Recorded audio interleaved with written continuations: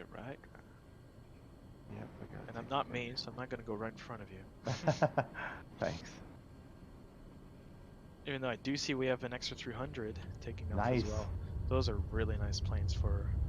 Oh, we know Ingo. Oh yeah. Hello, the acrobats. 今回のフライインイベントは、ワシントン州の山を巡ります。アメリカは、ワシントン DC という首都と、ワシントン州があり、ややこしいですが、ワシントン DC は東海岸、ワシントン州は西海岸、カリフォルニアから2つ北の州です。よく耳にする、シアトルも、ワシントン州です。飛んだ感想は、アメリカにしては、緑が多い。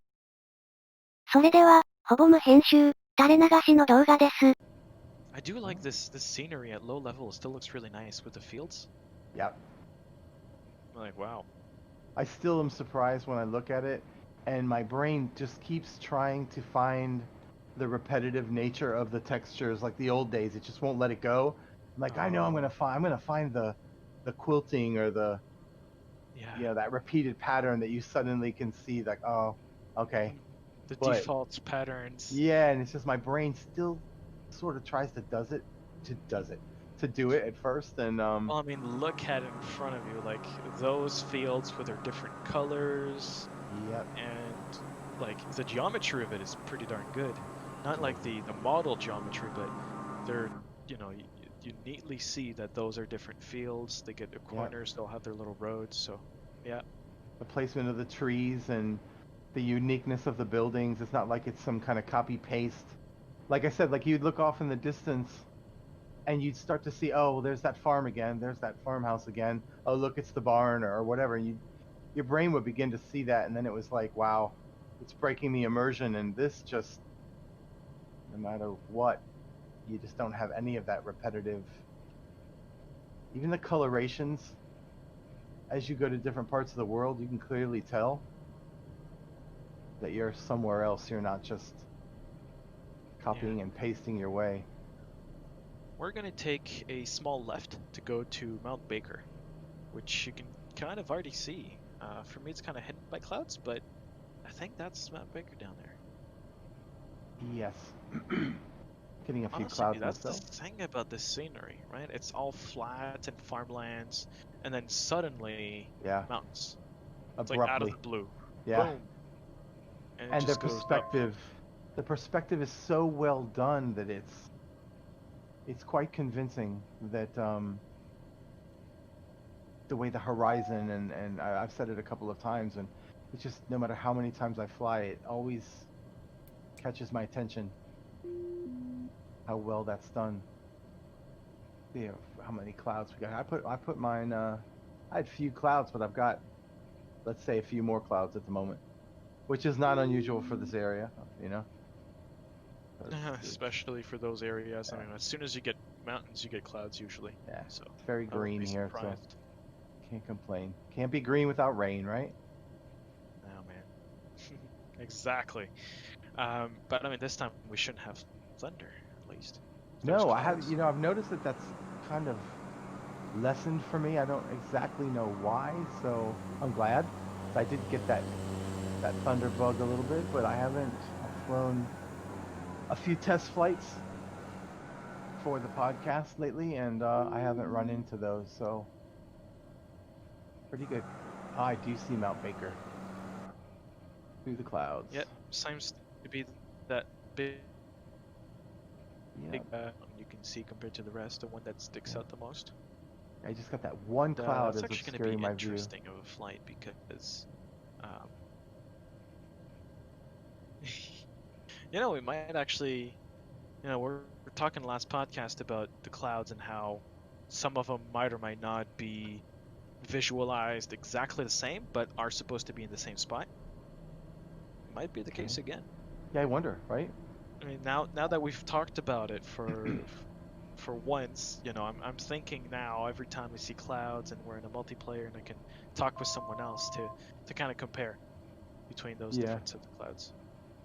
I've got mine is almost a scattered cloud effect, but not quite that coverage. The part I love is that if you're stationary, Landing or if gear. you're obviously flying very slow and you see a cloud bank in the distance, I love the way that it just morphs and it changes and it either dissipates or it increases, and that's the part that's really, really exciting because you never quite know what it's going to become.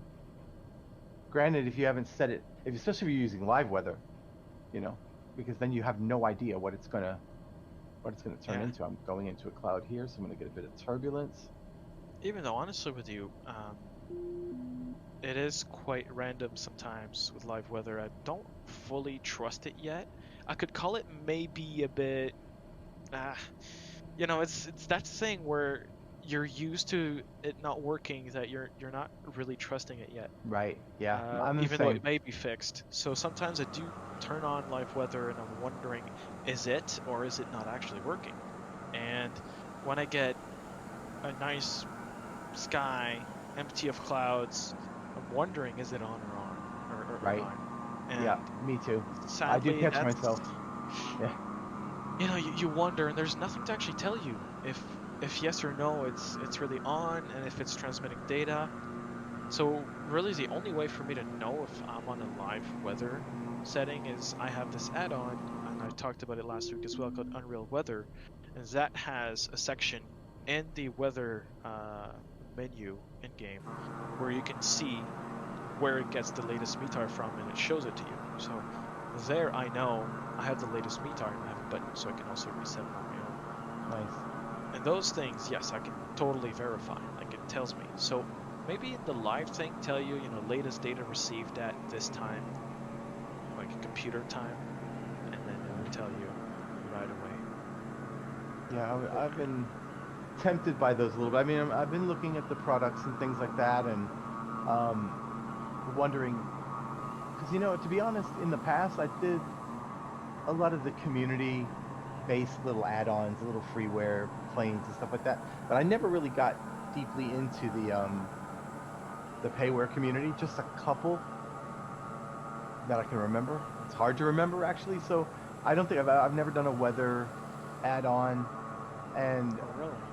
you know what? To be honest, the weather is even the presets that we have are so nice that I'm gonna confess I haven't really tinkered with the weather on my own yet. Matter of fact, I was looking in the badges when I checked out my logbook or whatever, and I was like, I wonder how many training sessions I did in that 152 trainer, and I did 4. Unfortunately, I guess I made a mistake or something weird, and it didn't give me the 4th one. But when I looked I think just below that, it said something like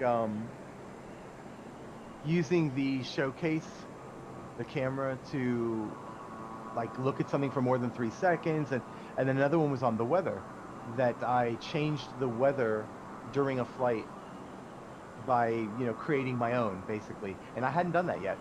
I don't know why. There's a few things I just haven't done because there's always real world time constraints, but at the same time there's a I don't want to cut you, but yeah, I gotta come back. I want to pay, like, I want people to pay attention to that mountain right there. I can't see it Dang. yet. I'm trying to get there. I can't quite Yeah, I slowed down a bit so we could be a little more together. Landing gear. But yeah, I have a lot of cloud. But like this mountain, and I think we need to remember that the Seattle area is probably one of the most detailed areas. Yeah, I can tell the difference. If this farmland that we're flying over and this scenery, to me it looks a level sharper than anywhere else I've flown. I haven't flown much in this area, and I just was gonna say that a few minutes ago when I did a top-down look, and I'm like, wow, those shadows are really sharp, and the farms that I'm flying over are extra clear, so I guess it's we're also in that. because it was the demo area, right? Exactly. It was the one area where we had to test the simulator a year ago.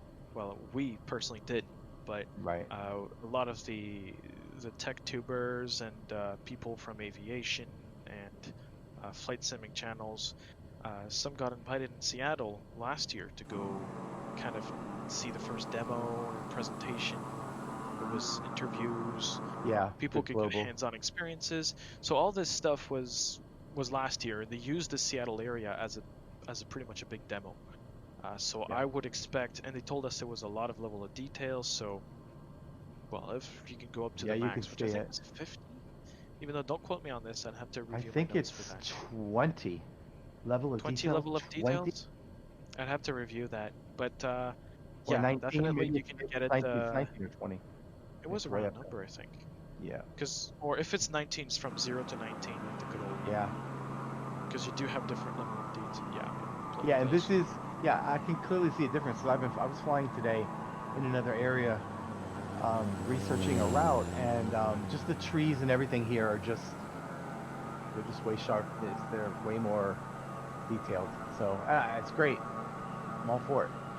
This is a beautiful area to fly in, so the highest fidelity that you can get, I'm all for it. But look at it. Now you can see clearly why we chose this flying. It's just unbelievable. Man. Well, you know, I'm still a little nervous because I did fly in the Alps before, and the Alps can be narrow. In certain areas, you can pretty much have a mountain right side, left side, and something comes up in front of you and you have to climb. Landing gear. Well, can you trust a plane to climb so Landing many gear. feet per minute? Landing gear. After a while, you know Landing you gear. can't, and well, it becomes very risky. And well, here we're right into that kind of scenario. It's a little more open, I have to say, but as we get through more mountains, I could probably feel that happening at some point. I'm researching a route for us to go that is in Pakistan, and it is exactly like that. The mountains are extremely higher in the Himalayas, and they are so close. In some places, I don't think that two planes could, like two caravans could fly too far apart side by side, that they would risk coming really. Some of the bends, there's like hairpin turns, and the mountains are too high to fly over. Unless you get a start right away, I think the airport might be at 9,000 or 10,000 elevation to begin with, but unless you really get up there, that wow, finally I'm seeing a little bit of scenery loading. I don't see it very often, but I've never been to this area, so I'm seeing a little bit of the mountain come in, but it's like, this is most likely part of the download. Yeah. For the, and actually, yeah, right now I'm seeing the sim is getting some download time. So I'd like to have a little less clouds, so I'm gonna. Oh, you know what? You know, Silly we're me. not gonna go to the top of Mount Baker here. We're not gonna go reach all the way up. We'll have more opportunities for that just later, but it would be quite adventurous to start with that. Yeah, do a I do flyover. have to say though, I am really close to the ground. I mean, like fairly close. I'm not dangerously close. But even with that and the snow, it still looks really good from this point of view. Yes, it does.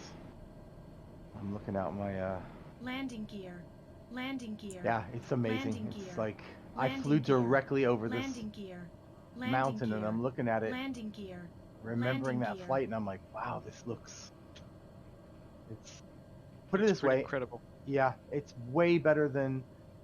I'm remembering all the flights I took in this area, which I think it's Baker Lake, which I believe might be off to our right here, our left. I mean, there's a route that I take. I have to investigate a little bit. It was Shannon and Baker. I just have to see. I may be coming at it from a different angle, but there was a route that I took that took me up to Hope, British Columbia, and then back in a big loop past Concrete and all around Mount Baker. And even in, like I said, in FSX, it looked good. How funny that now if we went, we would be like, well, you know, good is now suddenly relative when you think about it. But yeah, that is the lake I'm talking about. One I think is Baker, and one is Shannon. One is Ross. Landing gear. Yeah, Landing I gear. recognize the shape of it. Landing gear. Yeah, I usually am coming from a different angle. I'm usually approaching from the south to the north, and right now we are now bending towards the south. So usually in FSX, I'm coming up this water, this lake in front of us, and then catching the next lake and hooking over off to the east and slightly north. So it's really cool to see. I haven't been here to see what this looks like in comparison. So I got a big stupid smile on my face. Yeah, yeah, it's like this big dumb grin on my face. Well, there could be good memories. It is, yeah, and I'm surprised at the way it looks. And well, wow. Glad Well, nobody's here to meanwhile, see. Yeah. I'll let you smile to your heart's content. Meanwhile, I'll be talking about the updates, which will probably make you smile even more, because Okay. usually updates can be, okay, well, same as every week. But for once, this is a good news. And I'll go straight into that. It's because we have more SDK updates. And Landing I know gear. this might not sound Landing very gear. exciting, Landing especially gear. for a lot of you. It's like, Landing okay, well, gear. it's SDK. I don't have anything to do with SDK. It's good that they're working on it, but like, it's not impacting me. They are really working on it, and it's making a lot more sense now. And we're seeing it almost every week, honestly. No, most of that stuff is finally on track, and it's a pretty big focus for them. What I'd like to see is their visual effects system. We have talked about it quite a couple of times before, how they're using their effects system. They're revamping it from version 1 to version 2, whatever they really meant by that.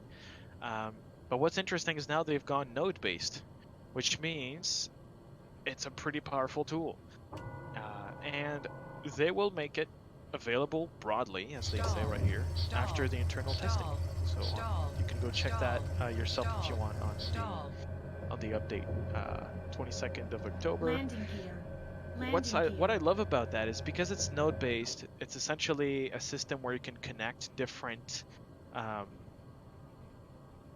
Well, okay, it's a node. So a node is like a parameter or an equation or a feature, a function, and you can then connect those together through links, and then you can create links and therefore chains of different nodes, and those can do very specific things as you want or broad, diverse effects. And because this is a simulator, you have a lot more options. This is 3D environments. And because it's effects, you can do all your trails, you can do all your clouds, you can do all your sparks, flame, smoke. So this is going to be very interesting because they are actually putting the effort of making this kind of system. So for me, it means it's something that they really want to put forward and are really working on. Yeah. And of course, always working on improving the other tools. Right, they seem to be very aware. It's almost like, well, they're telling the truth when they say they're flight simulator fans, or at least in the beginning there were pre-existing flight simulator fans, because they seem to mention things sometimes very early, like the lack of the wake of the water when you land in a watercraft, and it's like they're fans. It's like they want to see it as well, and that's of course a good sign because sure they do. The contrails, and they mentioned in that Q&A, we've said it a few times, that they had already begun to work on a second version of the effects system even before a few days prior to the release of the sim. They were discussing, oh yeah, we already have a version 2.0 that we're looking to implement, and they mentioned things like contrails and some of these other effects, and it's like you could see the reaction. It's like they're fans of it. They want it too. So some of the things that we're thinking, oh, it doesn't have this, or I'd really love to see that, it's like they kind of know in a way. Your gets that smile on his face, like I know exactly what you're talking about because I want to see it too, and that's very promising when you have people that are not just businessmen, but they're actually fans. He mentioned something about helicopters in a little clip that I heard, and he literally said, well, when we do get around to doing helicopters, this means that some of us are going to have to go out and learn how to fly helicopters. And I was like, wow, they're just... Oh, someone knows. Yeah, they're that he's got an opportunity to learn to fly. Exactly. I have an excuse. But and it's sponsored by Microsoft. And they're... They're getting their licenses to work, literally. That's one of the rare occasions when that can happen. Oh, lucky them. Yeah, right? Wouldn't you kind of envy them? Of course, yeah. I don't begrudge them, but I envy them, yeah. I tried a helicopter flight simulator at Orlando's 2019 Flight Sim Expo. And it's quite special. It's very different. It was also hydraulics based. So you were on a little platform, and it would rotate you and go up and down a bit, which is very, very cool Yeah. if you go on those things. And That was- because it was a helicopter based, you had your throttle the ways helicopters are on the side, which is like a stick that you pull up or down on a rotation axis. And it's really cool. It's amazing. Once you get on those things, really, you're really immersed into it. And that was with FSX still, or yeah, I think it was with FSX. Could be explained, but or P3D. I don't remember exactly, but there, of course, the graphics were lacking. It wasn't necessarily that extraordinary, like screen-wise, but you did get the feel of it when you were flying because of the hardware, the hydraulics, and just everything together. Like it was a really nice combination. And I think that with this simulator, you could really reach something. Honestly, like those graphics, those clouds, and the way they've handled their physics, they could probably apply it in a way that makes it very realistic. So I would go full forwards if I had funds for these guys. I would unlock it right now.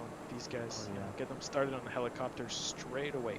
Yeah, there's some people that are desperately waiting, but they said they want to do it right, and with everything that they've intended, and all the time constraints and the weirdness of 2020, I still think, as well as they've said today in the updates, that there's every intention of continuing to, give us the updates that we need. It's demonstrating their commitment to the product and that abandonment fear that some people have after the way the other sim went, that it still lingers. So I just think they're really trying to ensure that they keep us, Well, realizing that they're not running anywhere. They haven't taken that's the what I money and ran. shared with you a Yeah. while back. I think it was yesterday, or no, 2 days ago.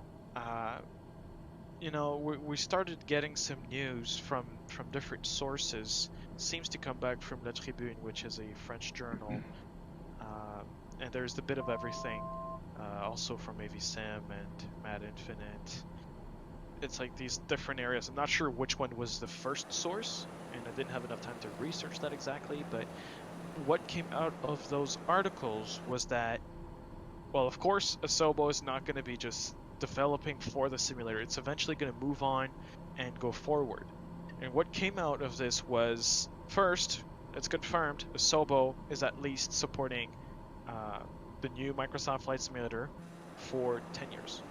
So that's confirmed.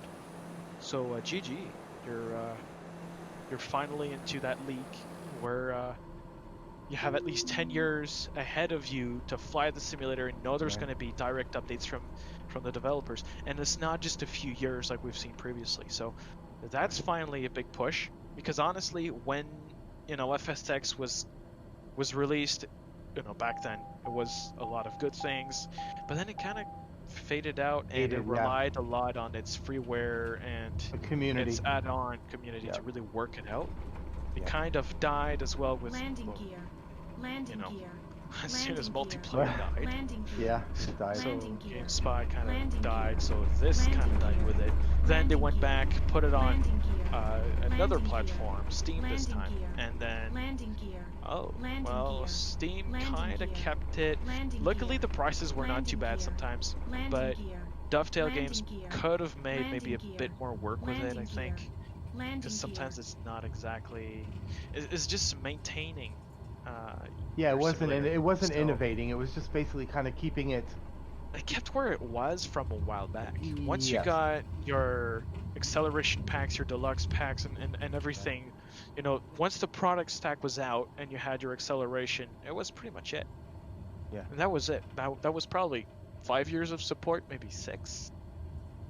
Which was, And then to be honest, it was a little bit long, because in the past we would usually have another simulator iteration within Yeah, like 2-3 2 to years. 3 years, right? So when it went beyond that period, and then you realize, oh, this may be, this may be a while now before we're gonna see anything again. Never thinking it's gonna be. Nobody dreamed it was gonna be, 14 years if you just kind of step around flight. But it's clear that this is not the intention, and quite frankly, I think that the opening sales that we've had here We don't have Xbox version yet. That the sales alone have been incredible. gear. So I think that Landing gear. if anything, during these 10 years of development, I think this cycle of I don't know if they're ever going to add years to it. Like suddenly it's going to be 2024 Flight Simulator, 26. Oh, You know what I mean? I don't know if they'll ever do that again. I'm not sure. them going back to their old Yeah, old ways. but I don't think it's going to be. Getting some turbulence here. Yeah, I am too a little bit. So, How far ahead are you? Because I know there's no, like I'm trying to slow down a people little down bit there. here. There's There's a lot you. of people Landing behind me, gear. so I'm having a Landing hard gear. time. Oh, I can see you. Landing Yeah, gear. maybe a couple of miles Landing ahead of you, gear. directly Landing gear. in front of Okay. you. Landing Okay. gear. Maybe 5 Landing nautical gear. miles, probably. Landing I'd love gear. it if the VFR Landing map gear. could also Landing show. gear. Yeah, Landing show the other gear. people. I Landing agree. Yeah, that'd be gear. nice. It would Landing be. gear. Well, And Landing or again, gear. probably it's something sort. that- Landing gear. Sort the Landing people gear. out. Because honestly, by the Landing number of people we're seeing Landing around gear. that are not with Landing us, gear. that would be a Landing lot gear. on the map. Landing gear. It sure would. Landing It gear. probably. Landing Because we're gear. getting the data Landing regardless, gear. I think it could show. Landing gear. Especially it's just Landing coordinates and gear. you just put an icon where Landing coordinate gear. is. It Yeah. shouldn't be too Landing bad. gear. Landing So gear. yeah, I would Landing expect gear. that to be. Landing gear. But To be back to the 10-year plan. I think that they can clearly see. What I guess I was hinting at was, are they going to leave it at Microsoft Flight Simulator and that's just going to be it, and then those updates are going to come? But I think if this proves the success that it already is now, that I think it's going to go beyond that 10 years. It's going to be too lucrative. And then when you throw in the Xbox, if the Xbox version is a success, and then over the next, let's say, 12 to 24 months, the study level aircraft start coming out, the default aircraft are being brought up to, decent levels, because not everybody can afford payware. It's a big world, and there's a lot of economic positions that people are in, and Microsoft took its position, well, not Microsoft, Asobo should I say, not too long ago on the last Q&A, I think, when they mentioned, at first they kind of left the third-party market. Their own default planes were not 100% full quality. They didn't put 100% of effort to make sure it was as true to life as possible, because they were leaving some of that for the community. And they pretty much said, well, we think it might be a little mistaken. We might actually want right now to improve on those planes and make them 100% workable. So yeah. I don't know if that was just a change of perspective or if they're actually thinking about doing it. But if they I do, think would be because I think because they're listening, and there's obviously there's, for those of us that love this kind of flying, we're thrilled, right? We've got some issues with an avionics shuts off or something. It's for the people that are having the IFR airliner experience, and I think that they're there's vocal. always to complain, right? Of course, but I think there's enough people that are longing to have some of the default aircraft airliners, especially, brought up to a higher level, that I think they did change their perspective. I also think that perhaps once the Xbox version comes out, they'll have a slightly different, maybe it'll be a public perception, but I think their way that they look at missions or campaigns, I think it'll change slightly, because there will be a lot of people who are coming over from Xbox that will be used to some kind of objective, and they'll be a little bit thrown. Maybe it takes a little while, even with us, it takes a while to wrap your imagination around, well, what can I do today? Where can I go today? How can I fly today? It's this huge open-ended world that sometimes when you're coming from a game environment where you have structure and goals and objectives, and it can be expansive, but there is a kind of border to it that when you come to such an open-ended, literally the whole world, some people are going to need a little bit of that organization, or a little bit of that direction. And as long as they keep that an option, like I said, I think that because in the Q&A they were like, no, we're completely not really interested in doing that. Now we know that they had advertisements last November, Landing gear. Landing that gear. pointed Landing to a gear. missions Landing gear. person, Landing gear. a vacancy, Well, and Landing gear. yeah, so a job posting. Pull Yeah. up. Yeah. So I have a feeling that Landing gear.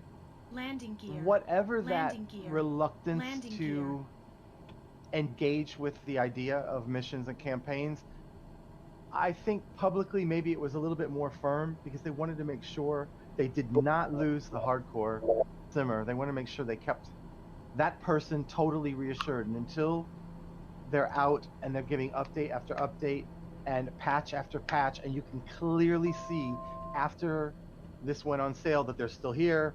It's every week. It's a lot of information every month. It's the Landing developer, gear.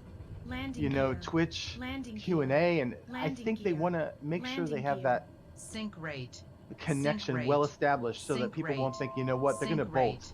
any day now, and we're going to be stuck with a game and a bunch of stupid missions, and they're definitely trying to avoid that. But I think it's twofold. I think that that vacancy showed it was on their mind. Some They of have the so many vocab, things to deal with, honestly. so many directions that they're being pulled at the moment. You've got the VR team, you've got the DirectX 12 team, you've got the Xbox versions that need to come out, you've got the team dealing with the PC version and the updates and fixes that need to come out for this, and they're really, really very, Yeah, very you- busy. Yeah. And you're still missing a few, right? There's the Yeah, of course. helicopters, which they want to Yeah. spread the DLC. They got a team working on fixing all the multiplayer bugs, so then they can finally, we can call it in quotations, unlock the moment where they can begin working on shared cockpit and some of those features. So there is so many things that are to be done by just 120 people.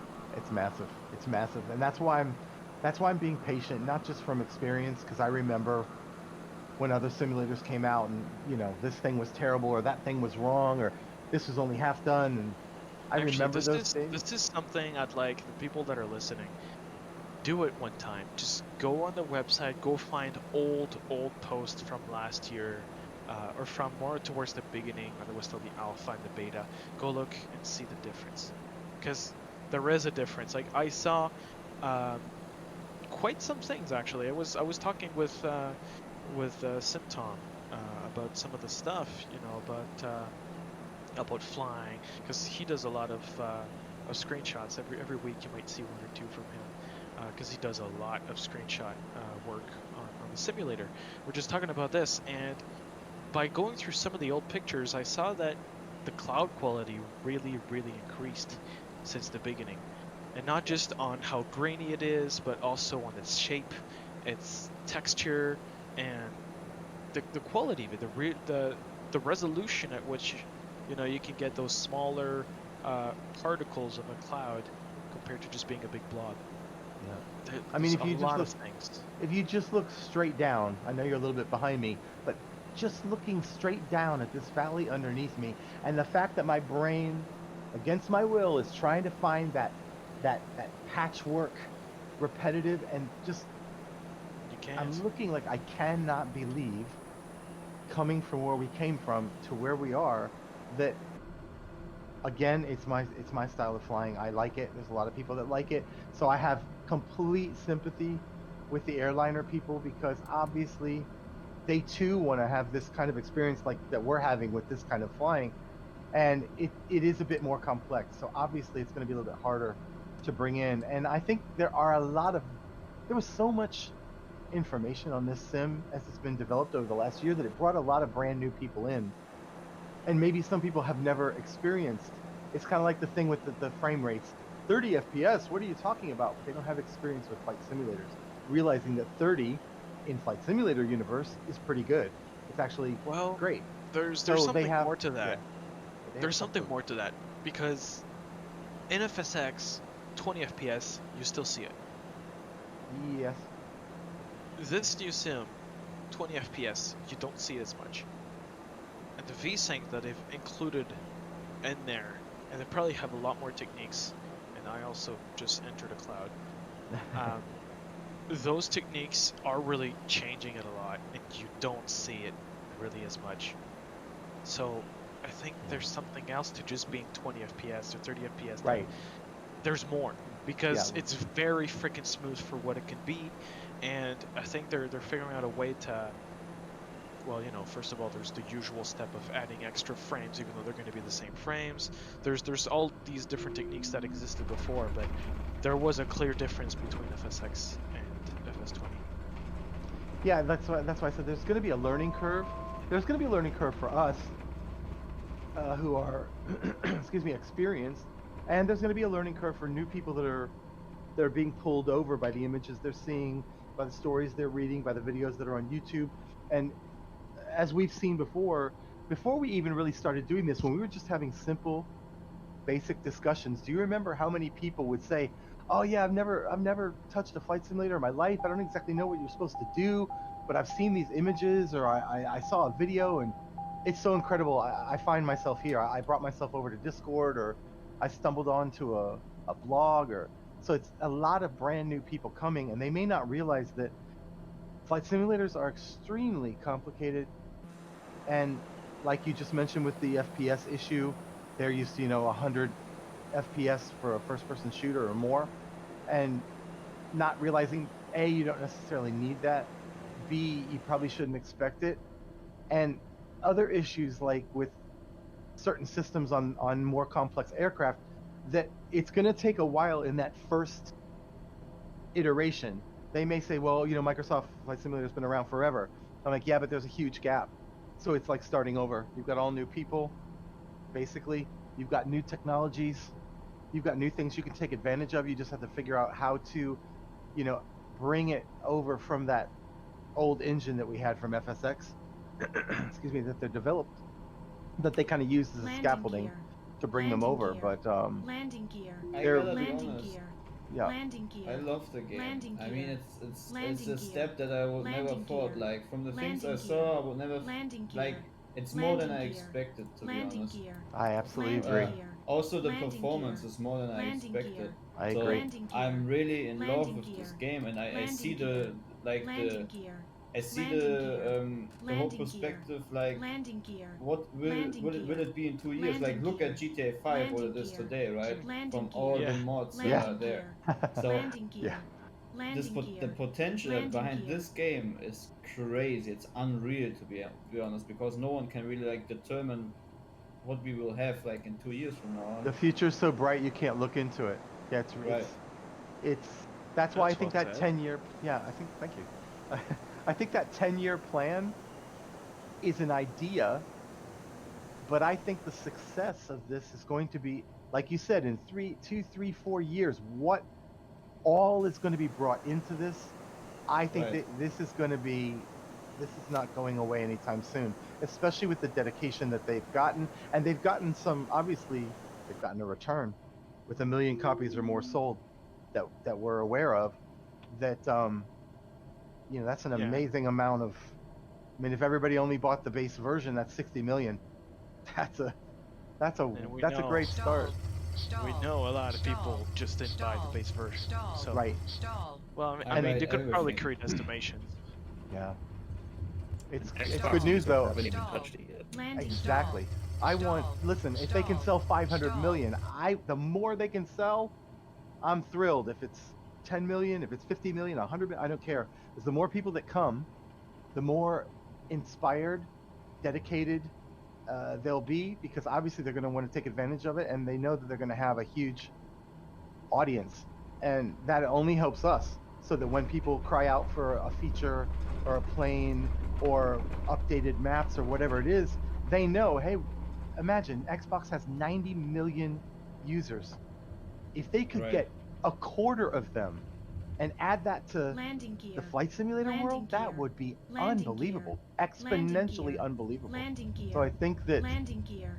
and as landing long as they gear. keep the experience customized enough that no two paths that don't want to cross have to cross, no two experiences have to gel together because Landing gear. they have to kind of make a compromise on two sides and force two sides to the middle. As long as that doesn't happen, and I do not think it will, it can be a lot of things to a lot of Landing people, gear. and Landing gear. the more the merrier. Landing gear. Somebody wants to Landing gear. fly those hot Landing air gear. balloons at 1,000 miles an Landing hour. gear. Landing gear. Maybe Who one am I- day. Landing gear. Who am I to say no? Landing gear. I've said it before. Landing I'll say it gear. almost every stream. I would like a hot air balloon in a place like this because it's slow and I can take in the scenery. Right. I don't or want to. glider. A glider. Yeah, somebody made a blimp. There's a freeware blimp. There's a freeware trike. I believe it's on Nexus. And Did anyone yet do the glider? I have not. Sailplane not in this tried it. game is 100% made for it. The scenery, the weather, the wind, everything. This game is absolutely made for soaring, for sure. Yeah. And there are already many planes coming and already many planes to buy, right? So it's all going on right now. The aircraft are slightly slower, obviously, than the scenery in the airports. We don't have as many, but as the systems get fleshed out a little more and as the updates keep coming live, we're seeing more information from the developers about their schedules and what their plans are. And there's a few that are still delayed. We're going to speak about those as well.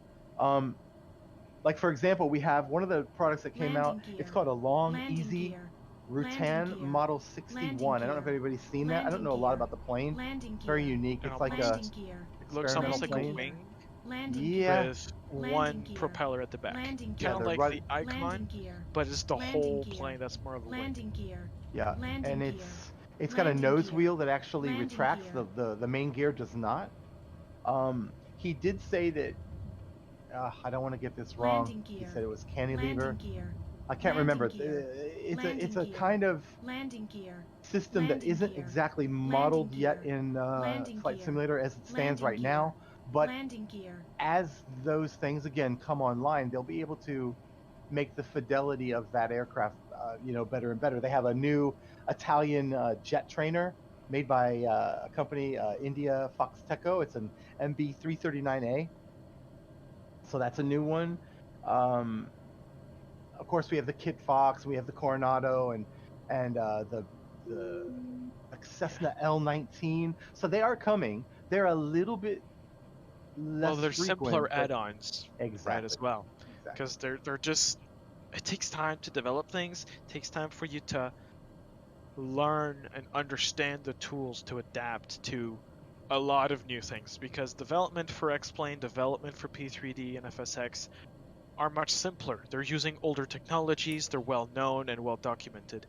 Today we're into this new formats for the models, for the gauges, and even more. So it is a completely new thing to learn. So I can understand why devs want to learn that stuff, but they have to understand how to make something work. Yeah. Right? By the It way, takes time guys, to practice. if you guys look forward, we're about to come to Mount Rainier, so get ready for the second of our Guardians. Well, I call them the Guardians of the Columbia, but those are actually Hood, Adams, and Mount St. Helens. But just up ahead of us, we have Mount Rainier. So continue the conversation, but don't forget to enjoy the view. And by the way, it's also really crazy how should I say it? How they're able to have the whole world streamable, and if you just go ahead and try to figure out how much money you need to invest to make that possible for everyone around the world, it's just huge. It's definitely a not huge cheap. amount. It's a huge investment. Yep. Yeah. It really is. Right there So- alone, that would show you there has to be a massive commitment, because that doesn't come cheap for sure. Yep. So we can expect cool things in the future. Oh, for sure. We already have some cool stuff coming out now, and what is it? 2 months and a couple of days? We forget that, we have a lot of people like, oh, I need this and I want that, and why don't you have this? And it's like, look how many updates. Granted, some of them have made a few bugs a little weird, fixed some, made other ones back and forth, but we've only had the game like 64 days, and there's already been, 4 major updates and patches. The Japan update, we've got another one coming next week. So the frequency shows the commitment, and the actual expense of having to stream all of this, and this stuff is not cheap. And we're not paying that dreaded subscription that we all thought we were going to have to pay. And how much is it going to be? Are they going to charge us $20 a month? And if you look back at the commentary as we came through the year, we all kind of expected, well, how in the world are they going to do this for nothing? Just with a one-time purchase. So A lot of us have been surprised. I kind of thought there would be a subscription of some kind, maybe for the highest level, like if you really wanted, like, ultra whatever, that maybe they would have said, okay, it's going to be $10 a month or $5.99 a month or something like that. And then there were other levels that you could have this base level Right. that was a good experience. But if you really wanted the bells and the whistles, because it's costing them, but apparently they're able to do it. So Have they made any sort of official statement on that subject? You mean pretty on subscriptions in general? No, on subscription versus one-time payment or any of that. Because I heard a lot of people speculating, and I didn't know if they ever it kind of actually came out. made an It kind of announcement came on out. what their plan is. Well, there was half-truths, we could call it, because in a sense, there is a subscription, but it's not just for the game, it's for Xbox Game Pass. So that was the subscription method of getting access to the game. So the people that were talking about subscription versus just a basic product game that you just buy one time, I could understand, because it's Microsoft, and a lot of stuff today, well, you start paying subscriptions for, because the initial up cost is very small, and then, well, you pay long term. And I could understand, because, you know, you got all the server costs, you got 2 petabytes of data on the other side that you can stream, depending on where you go around the world. So there's a lot of data. I could understand why it's such a thing. But I think if it wasn't Microsoft who did this, if it was Laminar Research, if it was Prepar 3D, Lockheed Martin, if it was another company that just took on the challenge, we would probably have a subscription, because these guys would probably not be able to absorb the costs. Yeah, they probably have Microsoft to. were lucky enough to have Azure, and I don't know how many servers they have across the world, but they have a lot of data centers. So we're lucky enough to have at least a base that is already existing. So the infrastructure is there. They're using a bit of it, of course, because there's all the bandwidth and so on. And of course, updates are not small, but they're still getting most of their money back right now from their initial investments, which was through 4 years of development with the Sobo, and, you know, allocation, IP utilization, and so on and so on. So they're probably going to see most of their profits come from the Xbox release and some of the stuff like the store, third-party sell, you know, selling for add-ons, for little extras, commercial licenses. That's when they're really going to go into those and get some money. Right now, it's just the initial investment. So it could have been a subscription, but we're lucky enough they did not go for that. Yeah. Right. I think they were listening to the voices that were out there, that there were enough people that were concerned about the subscription and what their opinions as to why it wasn't ideal, and some people were flat out not going to do it. And coming from where they were coming from, where they needed the hardcore community, they needed them badly, because they needed them on board to help, you know, not with just the word of mouth, but also with the development of the sim, because the community is what's going to keep it alive in between and around all of the updates and things that they're doing. And when you're coming back from a long absence, you definitely, especially if you've had a bit of a departure that was a problem, you want to try to reinstall confidence. And the people you have to get first are the hardcore people, the people that might be the most invested, who felt like, you know, we need to be really sure that you mean what you say and you're going to try to at least do some things the way that we want them, because we've kept it alive for 14 years. I'm not saying that we as in, you know, myself included, but Well, the community did. Yeah, the community in general.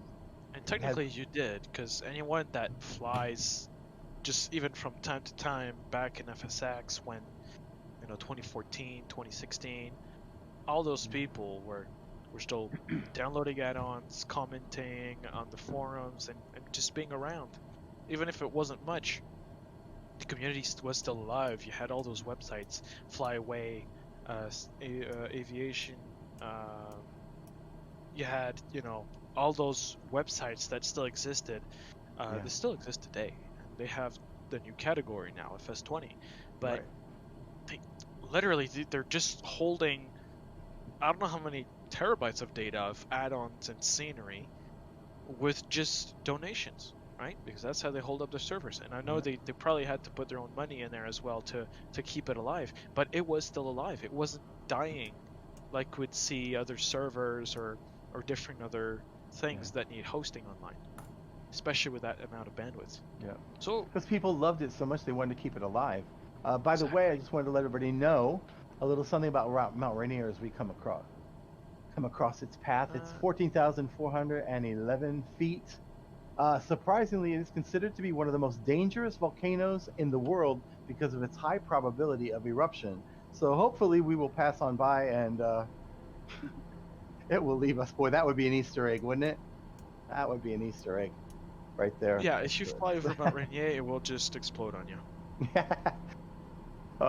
I will admit in Fest 98, I flew over Kilauea and it erupted. It was erupting and I thought, oh, I wonder what's going to happen when I go through that black smoke. I'll try not to go through the flame part, but I'll go through like the ash. Dead. So this is also the tallest in the Cascade volcanic arc. So yeah, you can see that on the quite a beautiful location. artificial horizon thing. Yeah. Imagine waking up and seeing that every day in your backyard. Man alive. Scary, but cloud that you're hiding at. But you know what? I went up to that's 13,000. So yeah, we're right next to Seattle. Like Seattle's, I know there's clouds, but like they're right down there. You can see it on the map. On a clear day, you can definitely see it.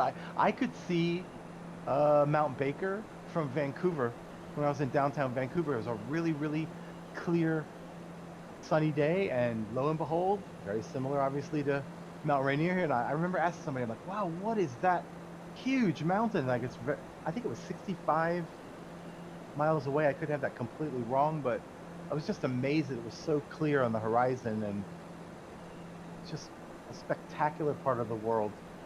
People are very lucky to be here. So yeah, it's a bit dangerous. It's a volcano.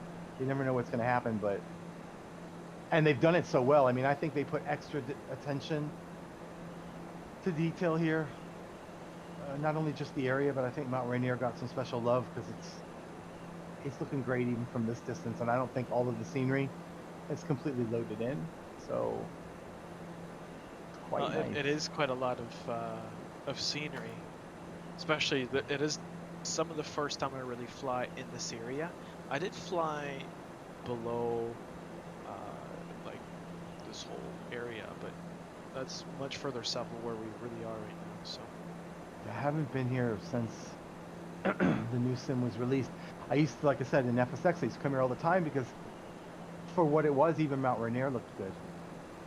It looked, and you could kind of, with the waterways of Seattle, you could kind of, again, work your way around because you're near a body of water. So between Mount Rainier and the area that I could kind of sort of do a VFR back in the day when, VFR was much more akin to role-playing and using your imagination than obviously that it is right now, where you can literally see rivers and roads and mountains. Yeah. And everything's so accurate that...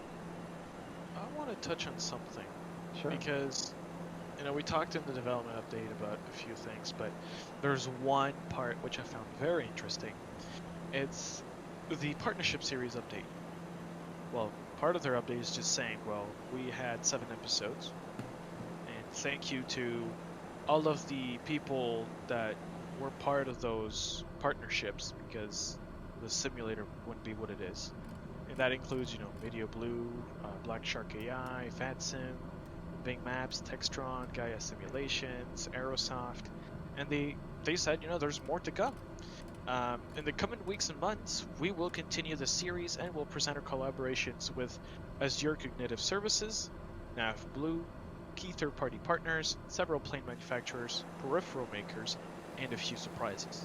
I was quoting that October 22nd, 2020 development update. And part of this, well, you heard it, right? Azure Cognitive Services, NAV Blue, partners, plane, peripherals, and a few surprises. Surprises. Who doesn't like surprises? But really, I think the order's pretty interesting. Of course, they go from more specific to least specific. But having access to that information Azure Cognitive Services, what is that? If you take a quick Google search and you look at what it is, on their documentation, they're saying it can be both as a bot or it can be as a digital voice assistant, like more of a talk-based bot. And you can create conversational relationships with broad audiences, that's what they say. But I think this could be pretty cool because this could mean a few things. It could mean probably a more advanced AI ATC, where instead of having that weird voice kind of thing, and you just type in the number that corresponds to the answer and so on, there might actually be a way for you to interact with ATC with voice-wise. Because what would be the point of having, a digital voice assistant if it's not to capture your voice, understand the command that you're giving it, and then applying whatever result is supposed to come with what you asked. And technically, you could probably figure out a way if you're someone who develops for Google or Amazon to take, a Google Home and Alexa and go in there, and fiddle with the software and figure out a way to say, when you say, "Hey Alexa," or something, it acts like if it's the tower, and you could probably create an actual way for you to interact with ATC. That's probably what they're doing here for us in the simulator. So this is speculation still. We're really not sure of anything on this point. It could be with ATC, it could be co-pilot features, like a flight crew management by voice. It could be a lot of things. But just the fact that is part of it, and it's a partnership, tells me that there's also people development from outside the Asobo team. So it could be work that could be going on right now in the background that does not require a full team of Asobo developers. There's NavBlue. NavBlue is amazing. It's going to tell you, well, finally we're going to get the monthly updates for the navigation. We're also going to get the usual charts that we're supposed to have, Chart Plus, from the beginning of, that's what they wanted to do at release, but they didn't end up having it due to some issues. So that means it's coming soon. Then the key third-party partners, well, there's a lot. There is actually a lot. And because they had another 60 people accepted, I think, into their partnership. That's the partner program, the one that allows developers to sign up and get accepted and sell into the marketplace. And what is the few surprises? I'm honestly curious. I don't know if you guys have any thoughts on what surprises they could bring us in terms of partnerships, and, well, partnerships are related to features or new things in the simulator, new content. So what do you guys think those few surprises are? That's the thing. Yeah. There's so many options. Well, that's part of what one of the guys was talking about. He was saying, imagine 4 or 5 years. Look at the number of mods that have been done in other games, and just picture what this universe is going to be like in a couple of years. It's going to be just jam-packed. It's literally hard to conceive of what the surprises can be. Literally, because it's such an open possibility that it's hard to pin down, like, where are we going from here? And not just that, remember FSX, remember the number of add-ons that existed for that platform? That was a lot of add-ons. Incredible. And to this day, there's still those scenery and aircraft libraries that are still, like you said, they're still existing on community-supported they're still surviving. Websites. Yeah, they're still surviving. That's and people are still developing. People are still developing for it, because no matter what, there's still an incredible amount of people that are still using some of these older. I was again doing a little research, and I saw a guy asking about. I finally decided after all of this time to migrate from 2002 FS to FS 2004, and I thought, wow, that is a long time ago, but there's still people out there that are enjoying these other versions, and as long as there's going to be people that are going to develop and create and keep it alive. So Dang, the- that the- scenery.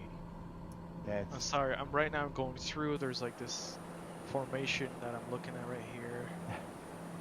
It's quite beautiful. And from earlier, I know that STW was asking about if we should maybe land at some point on one of those mountainsides. Yeah, maybe we should.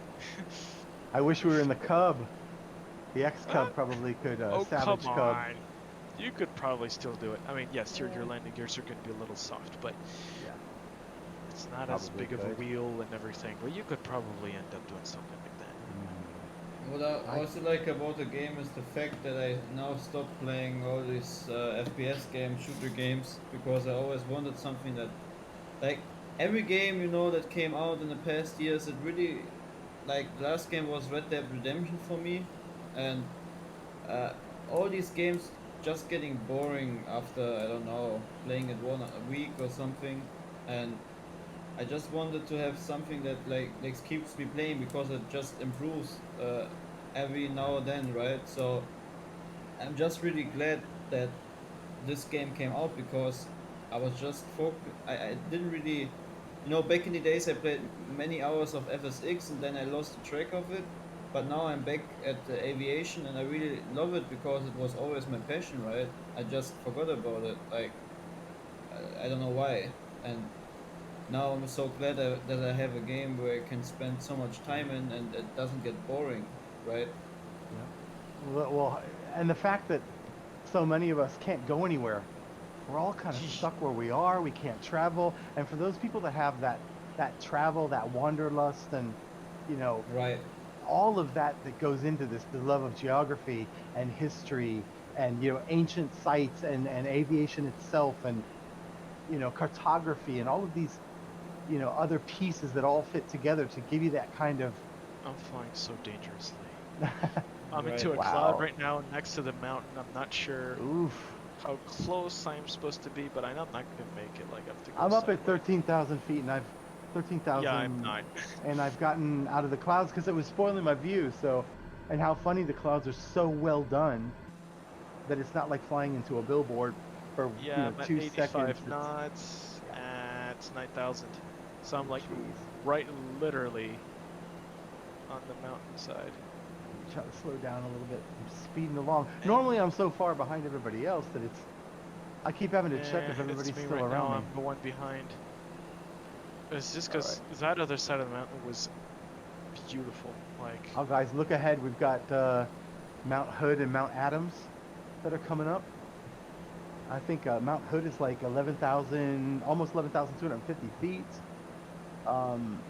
And Adams, I think it's the highest. Am I right or am I wrong? To look up my facts a little bit. No, it's not the highest, but it's 12,281. So we've got these two beautiful mountains coming up in front of us. Again, these will be the third and fourth. And those two actually are what John Williams described in 1912 in his classic Guardians of the Columbia.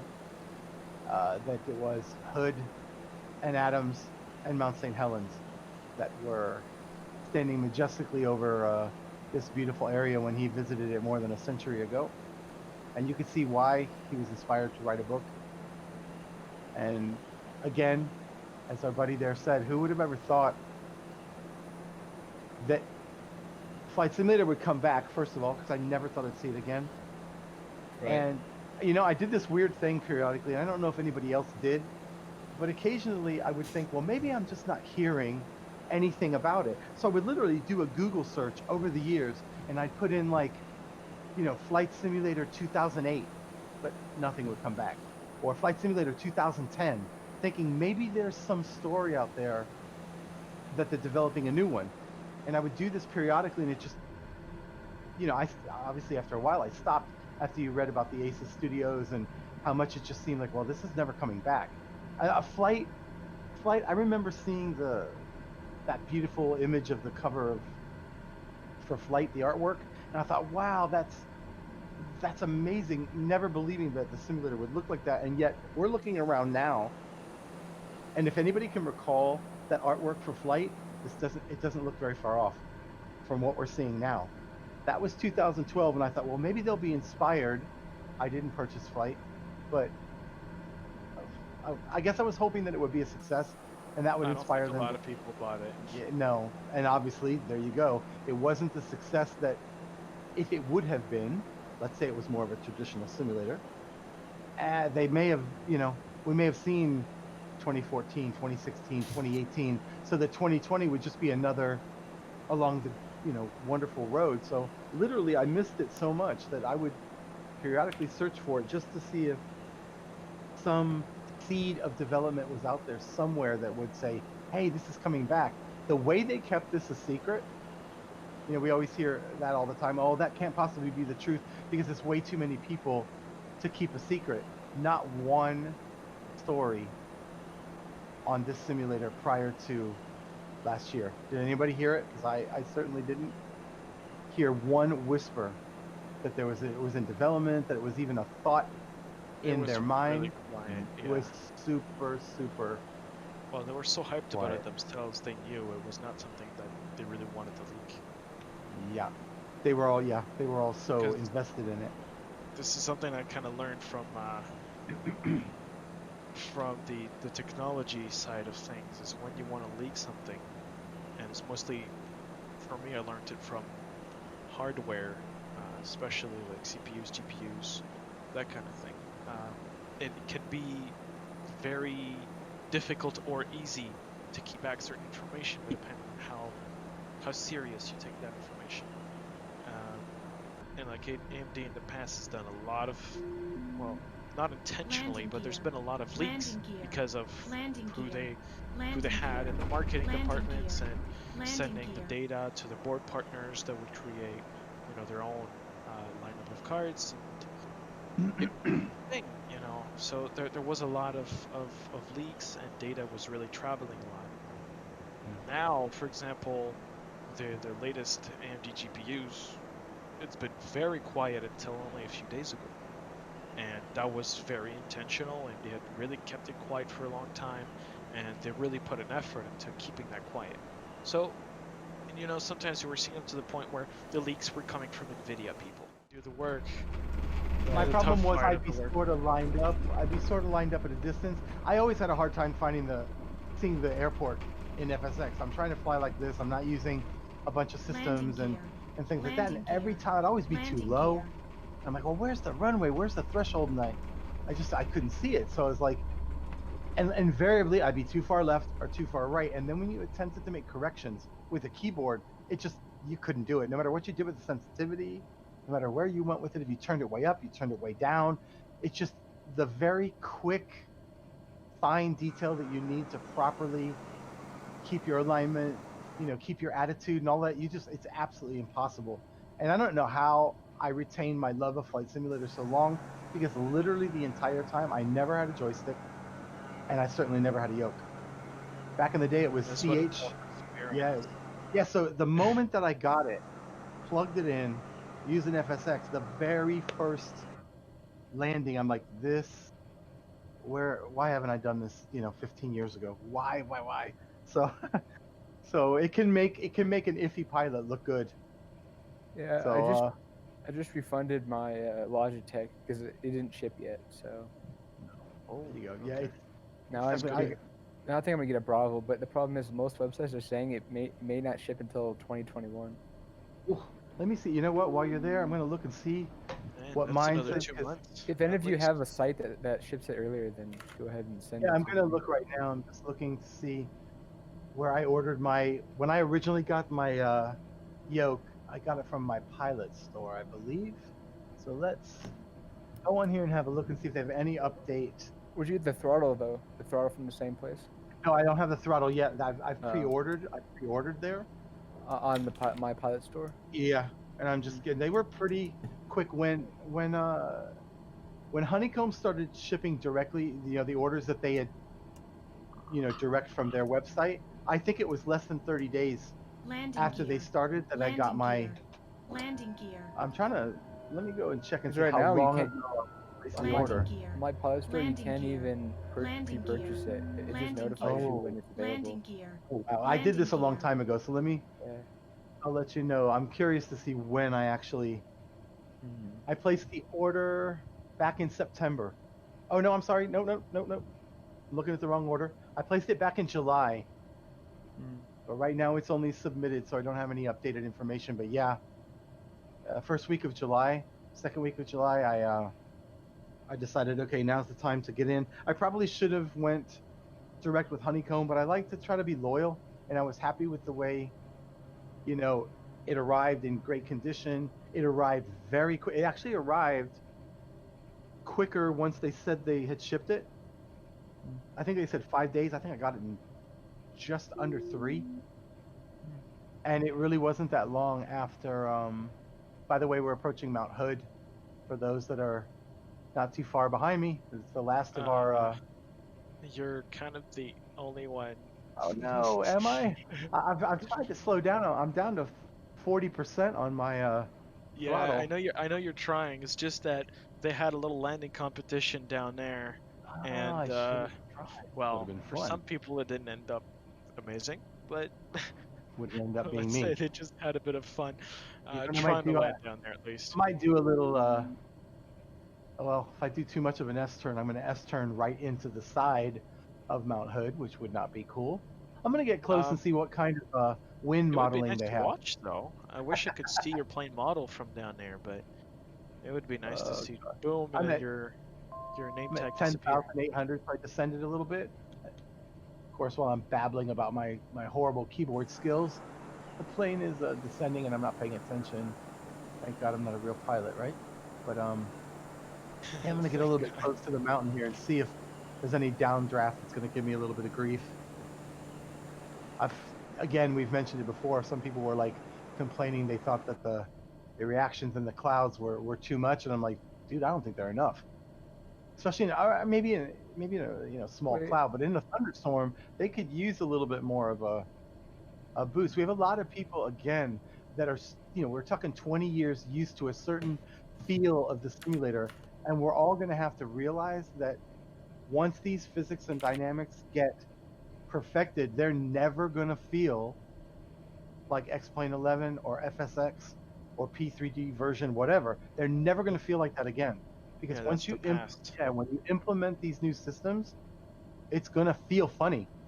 Right now it may feel funny because part of it's wrong and part of it's new, but eventually the part that's wrong is going to be made right, and it's still going to feel weird. So the reaction with the clouds as well, for some people it's like, oh, this is too much, and it's like, come to Florida and fly in a thunderstorm, in a summer afternoon in Florida, and then tell me that little wiggle wag of your wing back and forth where you sort of spill your. No, the Coca-Cola would be on the side, your head would be on the other side, the nose would be pointing down to the ground, your wings would be ready to snap off. We have some really, really bad. So it would be like flying with a keyboard, right? Kinda. I think It'd be that's like having the cat walk across my keyboard, which she just kind of tiptoed while you were talking, Cookie, and I'm like, well, if I die, I'm just gonna go pop before I disconnect so that you guys would know. Excuse me, what I was talking about. I think I found a website where I can pre-order it. Nice. Oh, that's nice. They said that it will likely arrive in early 2021. What is the price that they are? See, Oh, I think they're selling it for. Let's see, check out with PayPal.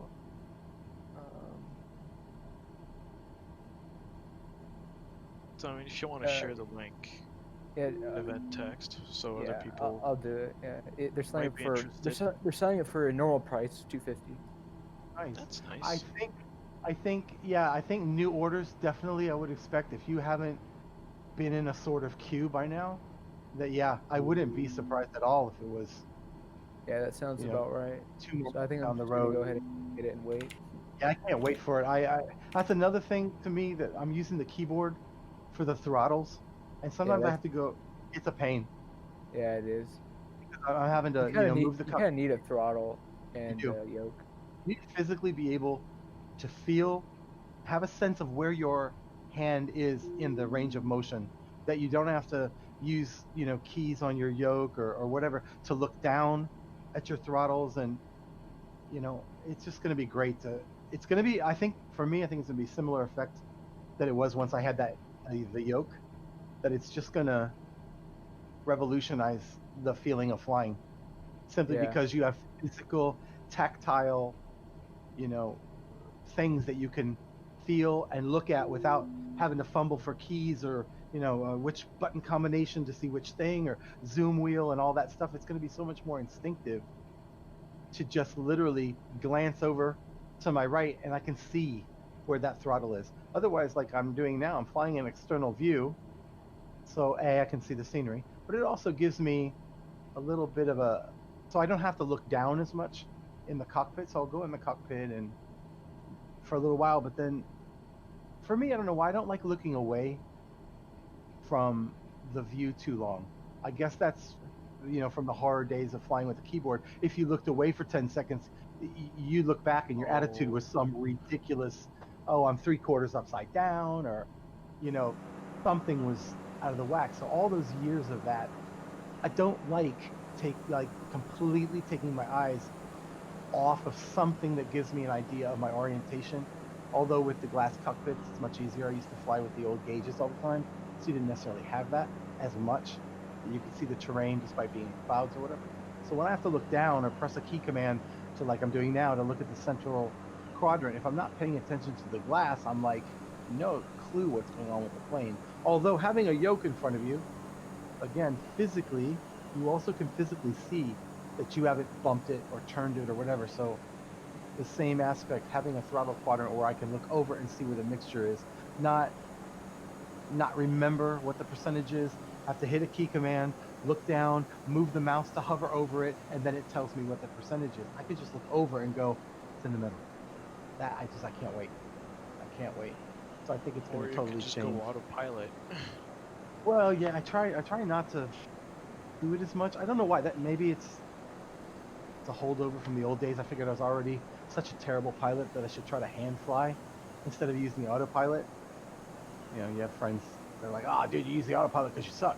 You know what I mean? So I had that old habit from there as well, that I wasn't that great. Or I was, but yeah, I can understand certain aspects of flying with an autopilot, especially with bush flying and flying general aviation, how it's not really what it's meant to be. I mean, don't get me wrong, you can use the autopilot when you're doing big flights and so on, but if you need to, it's really made for you to have the plane in your hands and fly it. So physically that I fly can it. understand. But if you're doing a flight where, if you look somewhere else 5 seconds and you're upside down. Oh yeah, I'm exaggerating. Could be an option. I mean, maybe you've drifted quite a bit to the right very slowly that you didn't realize it, because you're kind of looking around the cockpit and you're fumbling with the keyboard and the mouse wheel, and it's just going to be great to especially on landing, because a lot of times I have to look off to the left, make sure I'm pressing, I'm slowing down the throttle, and I'm looking off to the side when I'm landing, and it's right before you're touching down, and you want to really have your speed perfect, and it'll just be so great to feel in my hand where physically on that arc of movement that throttle is. I don't need to look. I know where it is. You know what I'm saying? I don't need to move the cockpit in some manner that gives me a better view. I will actually be able to feel it. Similar with the yoke, that I actually can feel in my hands, what attitude I should be at. Not just, well, tap, the left arrow, tap the right arrow, tap the up, tap the down. That whole, it just was, it was really not fun. It was fun, but At first. It's very frustrating, and you just had to kind of overlook the shortcomings that you couldn't achieve with it. So you just kind of overlook it. Yeah, I landed in the grass, or I sort of landed, but I kind of went off, and literally you were just happy you landed. But now it's just a totally different. Well, you're still happy that you landed, just that now you can do it very nicely. Like I'm not, my last 30 seconds of life, Got a few little airports coming up right here. I wonder if I could. So you've already passed Mount Hood. Yes, where are you guys? You're still. You know what I'm gonna do? I'm gonna descend, and So I'm sort of about to turn from Mount Hood to go. See that now. So there's a few Portland. small airports here. I might try to do a quickie little landing while you guys. Although I'm very high, so that may not be the Well, best yeah, plan for me. You're 9,000. High. I'm at Well, 13. either way, I can divert and go over and have a look, see what they look like. Ooh. Yeah, that sounds like me. Whoa. Yeah. You got the Sorry. explosion at the bottom. Yeah. At the end, bang. Yes. It's a little bit late in Germany already. But I Oh, want no. to finish my flight. Excellent. Yeah, I could guess if it's, You know, It's I almost gotta 9 say, PM I do here. really appreciate all of the people that are Wait, it must They're be out- 3 a.m. for him. actually outside of our time zone, and here they are Yes, spending it is. spending time with us. Yeah, And thanks for joining, because It's amazing that people. That's are, some dedication. I just Cat. love this community. cat warning. Down, don't do it. Sorry, I didn't mean to interrupt. Community. Cat.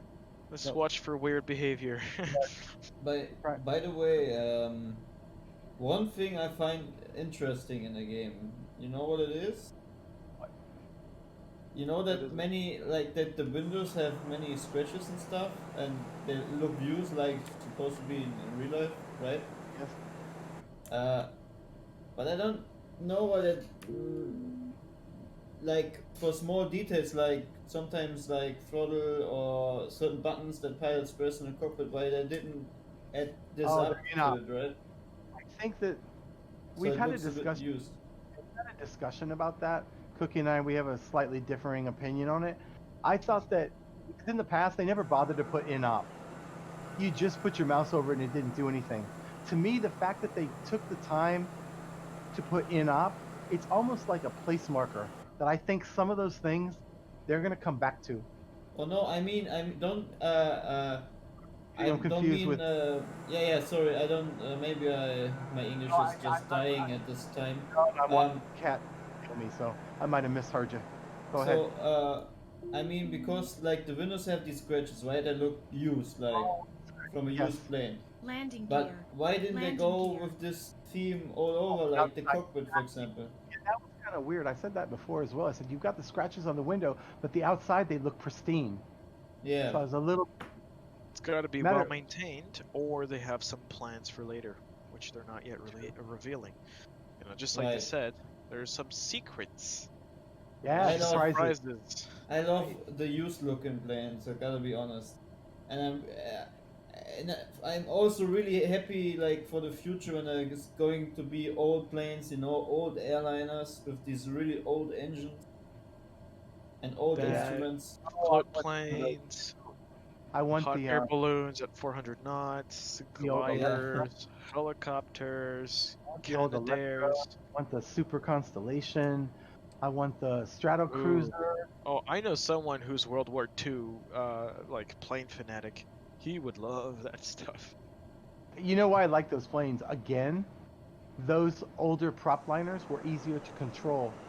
So where I wouldn't be able to control a 737 too well, but I wanted to fly something larger, I literally would do like the Electra or the Super Constellation. It was slightly easier to control than 767 or something.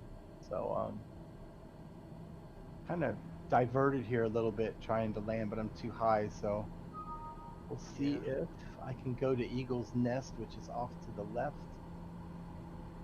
See if I can get myself configured properly after all that rubbish I spoke about. Oh yeah, the yoke makes me a much better pilot.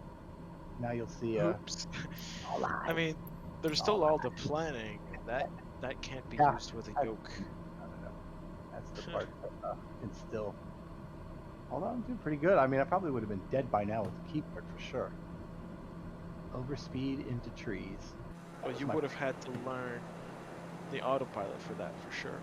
It's my favorite pastime, overspeeding into trees. Oh yeah, must be hell of a fun. Yeah, I'm still too fast though. But I can't. Are you quite- trying to land at like Portland International or No, Country Eagle- Squire? A little one called Eagle Nest. It's just a little airstrip Oh. that you see on the VFR map. but it looks like it's a grass strip, and I am probably nowhere near. That's Eagle Nest. No, no, I Yeah. don't think I can do that. So let's change our mind on that because I'm too fast, and it's a nice little, very basic, yeah, grass strip. I like those. By the way, I discovered a bush flying site. I think it's Bush League. I looked Yep. that up. That was brilliant. They had some great little airports there, and It's like a complete group of. yeah, And I did come across these Landing guys a few gear. times. Landing So so if you're well like done. a, Yeah. Landing gear. a bush Landing flying gear. Landing gear. person, Landing in the gear. sense that you can't live Landing without gear. having Landing your gear. weekly bush fly Landing gear. flight, Landing then gear. that Landing is probably gear. one of the places you want to Landing hang out gear. at. Absolutely. Landing gear. I'm Landing sitting here gear. looking to see if I can, Landing Like gear. they have all their Landing liveries, gear. lots of information, Landing gear. where to Landing go, the gear. places that you Landing might not gear. know. Landing uh, gear. The Landing private cool gear. looking merch. Landing Got some gear. cool looking merch there. Landing gear. I like their logo. Landing It's really gear. nice. Landing gear. Yeah, they seem Landing to be gear. doing a lot of Landing gear. Bush It League works. Legends is the name, by the way. interesting. Let me try to pull back here and see where you are. Can't quite tell where you are, but I'm sort of circling back and about. Yeah, I took a big diversion there, so let me head on back. Wow, I'm low. Oof. Went from Well, you're- 10,000 to 1,000. Yeah, and I'm going down as well slowly. Yeah, I'm Wow. coming back to the line. Where are y'all? Big Sky Ranch up there. Well, we're a little behind you, but we're slowly on our way. That's for sure. Wow, Yeah, I see STW all. is at like 14,600 feet. Someone's out in the air. I mean, the diamond is amazing for that. Yeah, I haven't explored enough of the other aircraft. Been tinkering around in the few that I really enjoy, and there's so much stuff left to do. There's landing challenges, the bush trips, the activities. I literally have not done enough of them. I can't wait. I got vacation coming in November, and I think I'm going to spend it discovering things that I haven't even really attempted very much to do in the simulator because I've been busy and there's just so much to do. You don't know how to make the time for it. And I know, Cookie, you're super busy at the moment, so Yeah. it's more Well, important things. So This is my first flight. Like it's been 6 days at least since I've touched the simulator. wow. So it's good to enjoy those visuals and fly them. You're all set. Landing gear. Landing Yeah. gear. And Landing I'm gear. like Ingo planes Landing following gear. me pretty closely. Landing It's pretty gear. cool. Landing that's nice. gear. Landing gear. Got a Yeah, place actually. out Well, he's for it. flying an extra 300, and the extra 300 is one of those planes which. So I got some first exposure with Flight Simulator in quite an unusual way. Whoa, it's going all the way down.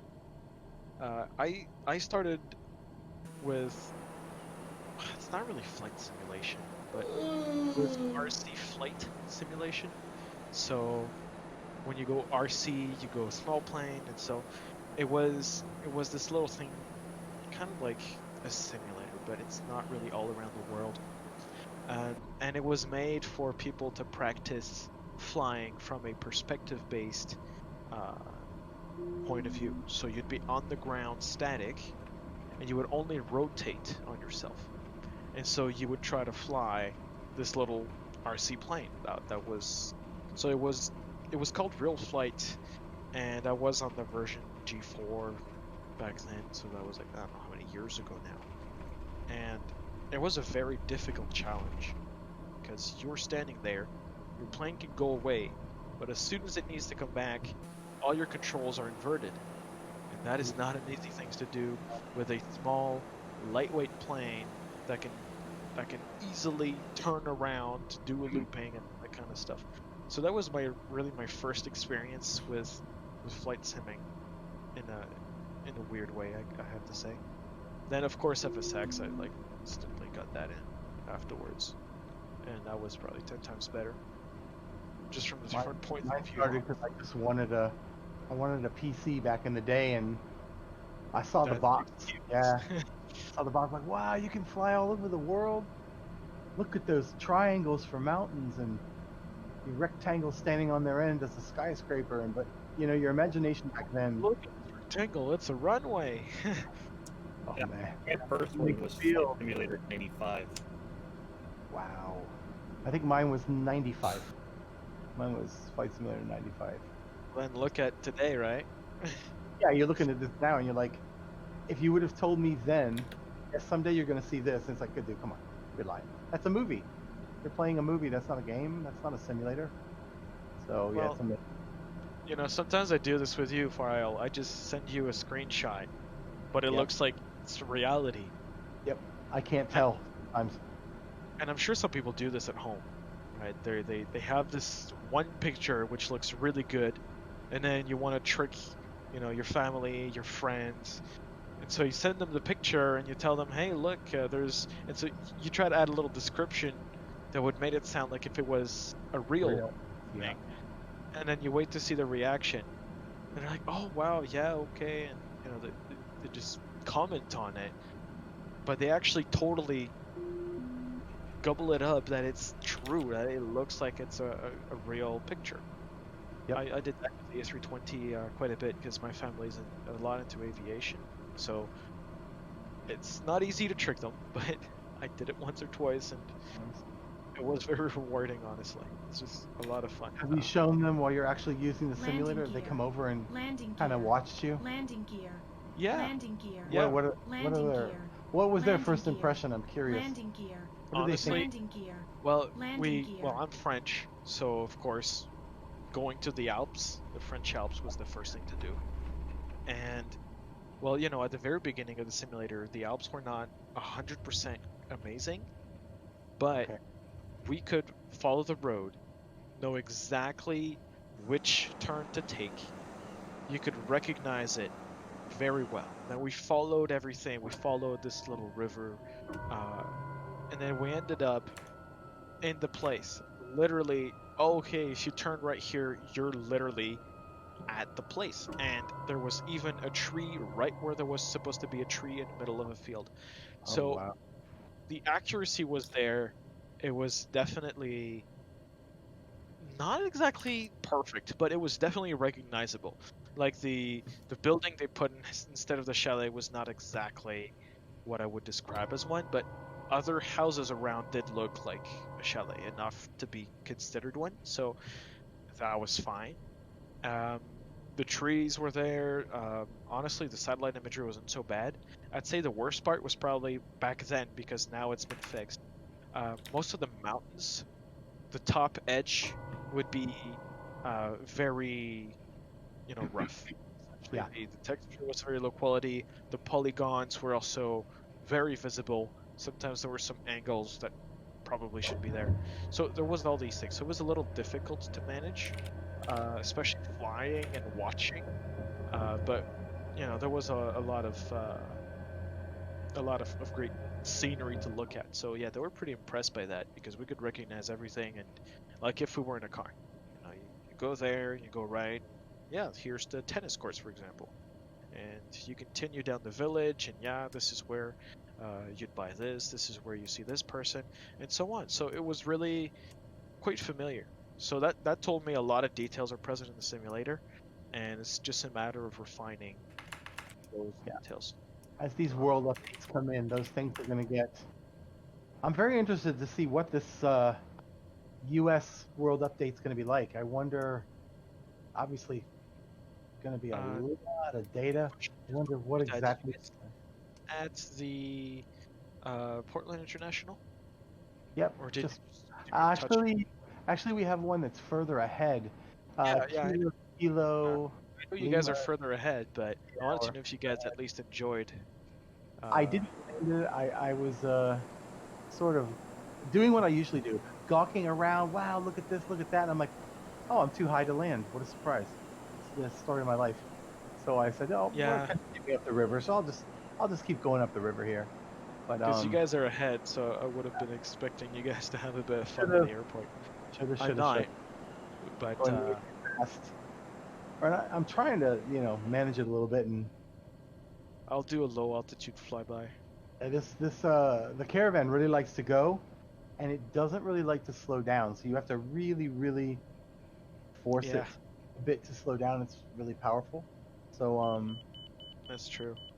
But to answer your question about the US updates, yeah.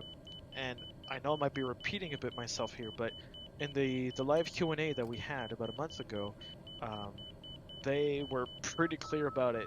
We were talking about the Japan update back then, and it was a good update. They had I think it was a 3-meter resolution, and they were pretty happy about it. They had a lot of details. It was pretty neat, and well, they said the next one is going to be the latest one, which is going to be for us, the United States. So that's the next step. And part of that was saying, without saying it, that it was subtle, but he did say it would be more resolution. By Yeah. saying there would be more resolution, we now know that's going to be a lot more than just 3 meters. So we can already kind of guesstimate a bit what's going to happen in that scale. But because it's the US, because they have a crap load of satellites above there, Yeah. they can probably get very, very accurate data. And I'm sure they decided at some point to say, okay, we need to do the US, not because it was the most flown around place, because there's a lot of people that live in the US, there's a crap load of airports here as well. I think it's also because they wanted to prioritize other areas first, because, well, you have to prioritize everything into a list. And at some point, it can't just be the place where everyone flies. It's also because you need to show that you're also caring for other places where people fly. And, they know who's buying the sim, so they know where people fly. They know all this data. So part of that must have been making sure that other places around the world, fixing London, Europe, Asia, and I mean, you go to some of those places now, they're amazing. So US now, they probably want to get some more detail into it. So honestly, that's what I think about it. Yeah. Jörg said that he has a love for Africa and South America, and they're going to really work on also bringing those up. So it's not just going to be like an American attention Yeah. to detail there. But Well, that's the amazing part. It's an American company with French developers working with Black Shark AI to create, new building types for Japan, and I don't know if they're gonna have some for North America, but it's all about these things, and it's really crazy to see all this huge family. I mean, cooperation. you think about it. Look at all of the people that they've got partnered together to make this one thing, achieve what it's achieving. It's not. It's definitely a group effort with all these different expertise brought together in order to This bridge opens it up. Yeah, it's pretty cool, huh? Yeah, flying right through it. Yep. That was a little scary for a second. Thought I was gonna hit an invisible wall.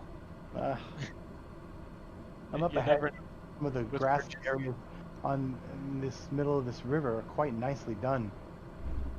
Details. Actually, I would look at the side, and of course now I'm coming across an area that is definitely not right. But the riverbanks before this bridge, which now is totally, okay.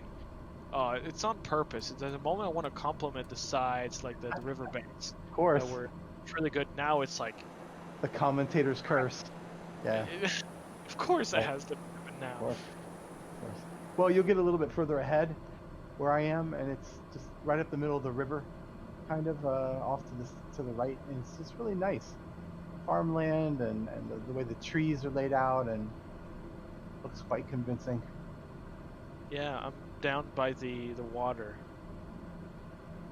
Trying to see if Mine's set to a sunset right now, and it's gorgeous. Oh wow.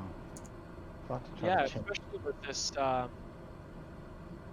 with this area, you have some mountain ranges all around. It could be definitely quite a sight. Hey, an Ingo plane is following me. Huh. Hey there, Nice. bud. He's good. It's always in his extra. He's gonna end up. Honestly, I love the extras so much. You're in a good plane. I'm not the one who's supposed to fly so low to the water. It's fun. But a caravan's meant to go in a lot of interesting, small and wild and backcountry places. So you can do a lot of things in a caravan. Yeah, I think it was you who sent that. It was this thing about the caravan being kind of this bush plane without being one officially, where it'd be very rugged and carry a lot of capacity in a very small takeoff distance. Yeah, that stall characteristic, and it's able to, it does well in high altitude. I think its ceiling is like 25,000 feet, so you can get over literally you can get over the Andes. The only thing you really can't get over is the Himalayas. But otherwise, anywhere else on Earth. I don't think you want to fly the Himalayas with this little thing. Oh, just wait. I have a route planned that's Of course. Yeah. A little death-defying. Of course. Yeah. I have to do maybe we should try that. flying it, like test flying it before, because if we can't fly it, that would be kind of awkward. Showing my excellent piloting skills, I only discovered this area because I went 180 degrees the wrong direction. I thought that I was heading up this valley towards some of the tallest mountains in the world, but they need a little bit more data for like K2 and Goshabroom and four peaks there that are 4 of the 14 8,000 meter mountains in the world, and I wanted to take a trek up there out of Skardu, and I went the wrong way. So I'm flying, I'm not paying attention. I'm like, wow, because the scenery was amazing. The mountains were so close on either side. There were times when I thought, am I going to get over this little escarpment, or am I going to have to somehow make a hairpin turn, squash between these mountains? So as it started to clear, I'm like, well, there's not supposed to be a clearing here yet. I'm supposed to, and then I looked, I'm like, you went completely the wrong way, but it looked so fantastic that you for can an hour, going, trying to find your way through the through these valleys that it was absolutely incredible. So there are some airports there, like airstrips, I should say. So I'm just looking to see if I can extend that flight out a little bit, and it will be one of the ones that we'll do, because it looks absolutely amazing. And I did have to use the caravan. So, well, you told about you flying VFR, and I tried it, but VFR is not easy if you're not ready for it. What I mean by that is if you didn't do your proper preparation before, and you just close your VFR map, close the little nav map, so you don't have like a GPS, and it's just yourself with a visual navigation, like VFR is supposed to be. Dang, it's not easy. No, I used to literally use a paper atlas. I had an atlas. I would just open this atlas up, and the only thing I would allow myself to use was the Shift Z in the old simulators. Coordinates? It would show you the coordinates, and as long as those coordinates were increasing or decreasing in a manner that I thought was okay, that's going to get me there eventually, I literally would try not even to use like the header. You know what I mean? I'd like kind of ignore the heading as far as looking at the dial and just kind of look outside. And of course, back then, again, I told you I always flew by the water because there was just no way in the world you were going to be able to. Landmarks were not. No, only the water. Only water, and some of the islands, you'd have like a little island that, that's supposed to be this one. Because you could just kind of tell the way that the land sort of would follow the contour of the coast in a way that, thus my name, Far Isle Pilot, that's how it happened. Because I could only fly these planes, plus I'm using a keyboard, so I was forced to fly in this manner because I couldn't fly, jets properly. I could fly them, I couldn't land them. So the landings would always be a mess, and let's face it, after you've flown for 4 hours, you don't want to, crash or do something stupid on the landing. So that drove me to this. Not being able to figure out where I was drove me to the water, and then realizing that islands gave me better clues than even the coastline, that drove me to, or it reminded me of when I was a kid, and I would seek out all these islands all the time as a kid, and I just kind of remembered, I'm like, well, that's what I'll do. I'll I'll fly near water. That way I can sort of figure out where I am and where I want to go. But now this is just completely different. So I have to learn everything as if I'm starting over almost, because literally I just flew like I'm flying now. If I turned that VFR map off, and I know the airport's basically dead ahead, just go there until you see it and circle and land.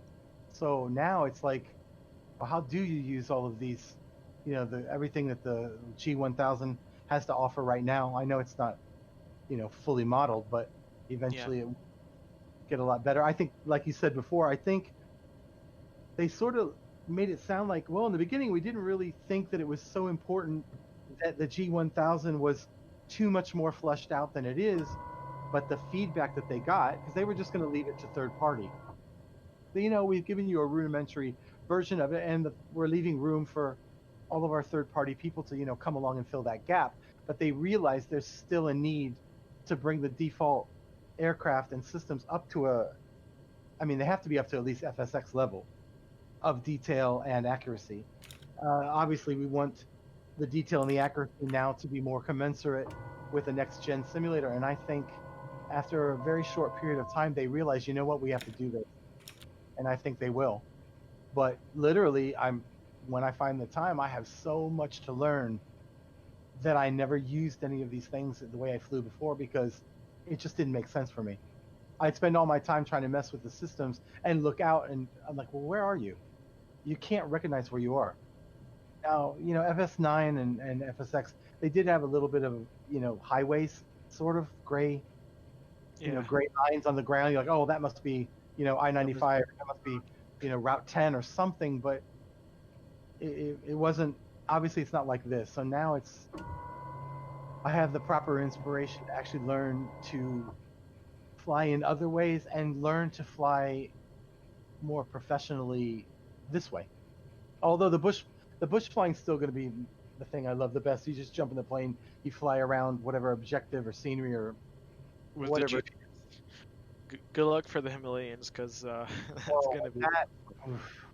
Yeah, I have to admit the VFR map here really helped, because with the isoline map turned on, you can kind of see the valleys and say, well, I kind of need to prepare myself to go, this way, that way, whatever. So it's like, well, now I'm starting to get a little bit close here. So I see you're not far.